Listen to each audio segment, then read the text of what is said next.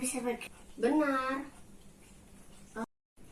Tapi Bu, ini tanamannya diam saja di tempatnya. Rahma mau tahu penjelasannya? Mau? Ayo kita saksikan penjelasan berikut ini. Assalamualaikum warahmatullahi wabarakatuh. Kali ini kita akan belajar tentang gerak pada tumbuhan.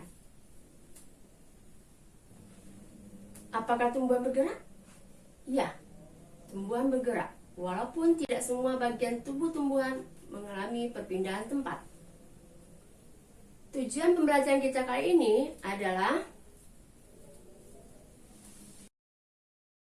1. Setelah diskusi informasi, peserta didik dapat menyebutkan 3 macam gerak pada tumbuhan dengan benar.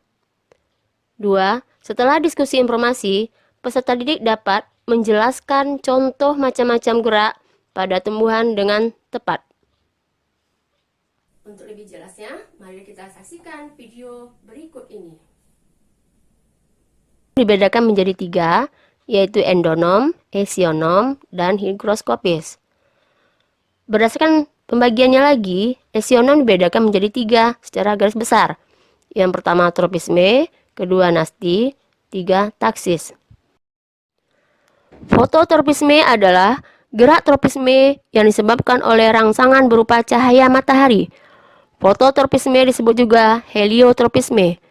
Fototropisme merupakan adaptasi tumbuhan untuk mengarahkan tajuknya ke arah cahaya matahari yang sangat penting untuk berlangsungnya proses fotosintesis. Hidrotropisme adalah gerak tropisme yang disebabkan oleh rangsangan berupa air. Gerak akar tumbuhan selalu menuju ke tempat yang basah atau berair. Kemotropisme adalah gerak tropisme yang disebabkan adanya rangsangan berupa zat kimia. Tikmotropisme adalah gerak tropisme yang disebabkan adanya rangsangan berupa sentuhan benda yang lebih keras. Misalnya, gerakan pada tumbuhan yang memiliki sulur. Apabila sulurnya menyentuh benda keras, seperti tonggak kayu, maka akan terjadi kontak sehingga sulur akan membelit kayu tersebut.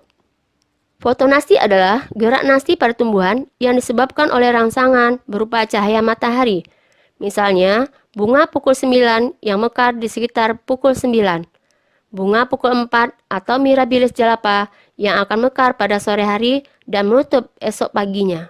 Niktinasti adalah gerak nasti yang disebabkan oleh suasana gelap.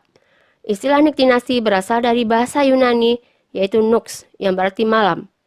Umumnya, daun-daun tumbuhan polong-polongan akan menutup pada waktu malam. Daun-daun tersebut akan membuka kembali pada pagi hari. Selain itu, disebabkan oleh suasana gelap, gerak tidur daun-daun tersebut dapat terjadi akibat perubahan tekanan turgor di dalam persendian daun. Misalnya, gerak tidur daun polong pohon turi. Tikmonasti. Tikmonasti adalah gerak nasti yang disebabkan oleh rangsangan mekanis berupa sentuhan atau tekanan. Istilah tikmonasti berasal dari bahasa Yunani yaitu tikma yang berarti sentuhan. Gerak tikmonasti disebut juga seismonasti.